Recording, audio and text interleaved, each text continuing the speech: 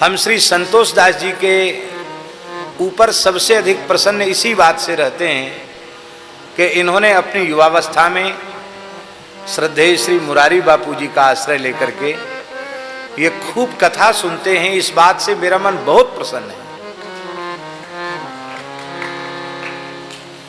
सही सही बताना, आप जानकीनाथ जी के दरबार में बैठे हो, मान लो आपको कथा सत्संग का आश्रय न मिला होता है तो क्या होता है?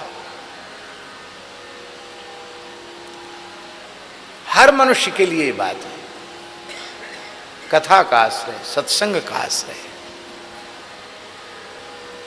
अरे साधुता तो बहुत दुर्लभ चीज है, बड़ी ऊंची चीज है। कथा मंडप में बैठे बिना, भगवत चरित्र सुने बिना, सत्संग किए बिना जीवन में मनुष्यता नहीं आती। साधुता तो बहुत आगे की वस्तु है, मनुष्यता भी सत्संग में बैठने के बाद प्राप्त होती है। हमको श्री नवल राम जी ने एक बात बताई थी कि स्वामी जी के निकट साधक रहते थे और बच्चों से कोई ना कोई गलती तो हो ही जाती है, तो अपराध होने पर भी स्वामी जी किसी को भगाते नहीं थे।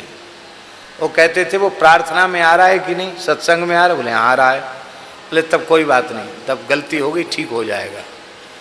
और यदि भले ही कोई गलती न करे, वो कथा कीर्तन में नहीं आवे, सत्संग में नहीं आवे, तो स्वामी जी कहते जो बिगड़ा हुआ है वो बिगड़ जाएगा, दूसरों को बिगाड़ देगा। क्योंकि ये कथा में नहीं आता, सत्संग में नहीं आता, इसके सुधार की तो संभावना ही समाप्त हो गई है। इसको यहाँ रखने से कोई फायदा नहीं। यही तो सब संभालते थे संतों की व्यवस्था, यही बात है कि नहीं? प्रार्थना में नहीं आवे, सत्संग में नहीं आवे, उसको जाओ घूमो फिरो। सत्संग में आता गलती बनती है, बोले कोई बात नहीं, मनुष्य से ही तो गलती बनती है। सत्संग में बैठने पर अपने आप प्रक्षालन हो जाता है, सुधार हो जाता है। सुनैना जी कह रही हैं कि मैं नियमित कथा सुनती हूं। किसकी कथा सुनती है?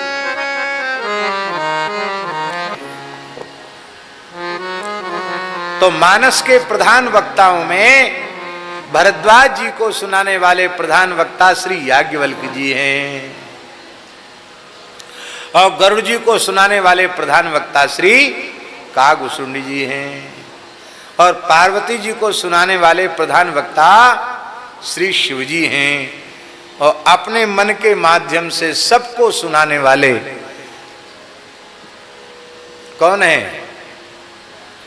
गोस्वामी श्री तुलसीदास जी महाराज, जो अपने मन को माध्यम बनाकर हम सबके ऊपर कृपा कर रहे हैं। तो हम याज्ञवल्क्य की कथा सुनती हैं, और याज्ञवल्क्य जी ने ये सब पहले ही बता दिया। ये है भविष्य का ज्ञान, कथा सुनकर भविष्य ज्ञान।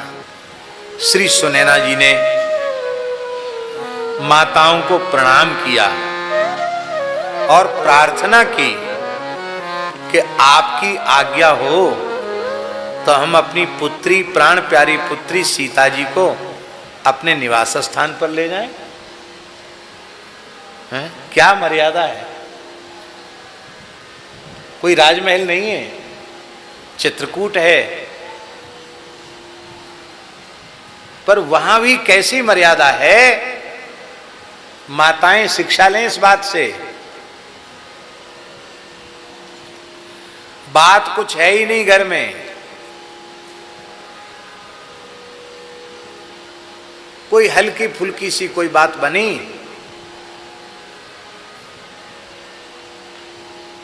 और बिटिया ने तुरंत मोबाइल उठाया। किसी घर की बहू है और किसी की बेटी, तुरंत उसने फोन उठाया, सीधे अपनी मम्मी के पास शिकायत की। शिकायत में पहले ही रोना शुरू कर दिया, हिचकी ले लेकर के। बेटी क्या हुआ? कि माँ जी मैं बहुत तकलीफ में हूँ, मम्मी बहुत तकलीफ में हूँ।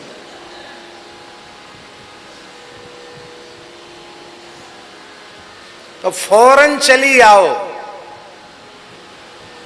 फौरन, बस। बेटी ने न पति से पूछा, न सास से पूछा, न ससुर से पूछा, बिना बताए। और आजकल गीत भी तो ऐसे ही सुनाते ना कि मैं मैके चली जाऊंगी, तुम देखते रहियो।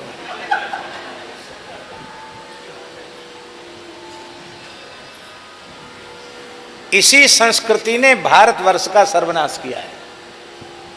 कथा के माध्यम से, हंसाने के लिए बात बोल रहे हैं, कथा के माध्यम से शिक्षा लेनी है कि उस विकट परिस्थिति में भी सुनैना जी कौशल्यादि माताओं को प्रणाम करके कहती हैं कि यदि आपकी आज्ञा हो जाए तो मैं अपनी बेटी सीता को थोड़ी देर ले जाऊं अपने पास। ये शिक्षा यदि संसार की माताएं ग्रहण करें कि हमने बेटी का जब कन्यादान कर दिया तो वह बेटी अब जहाँ का धन है, अब हमें पूछना है तो उनकी आज्ञा के बिना हमें कुछ नहीं करना है। तो ये परस्पर जो संबंध विच्छेद के मुकदमे चलने लग जाते हैं, ये चलेंगे क्या? घर घर में अशांति हो रही है, ये होगी क्या?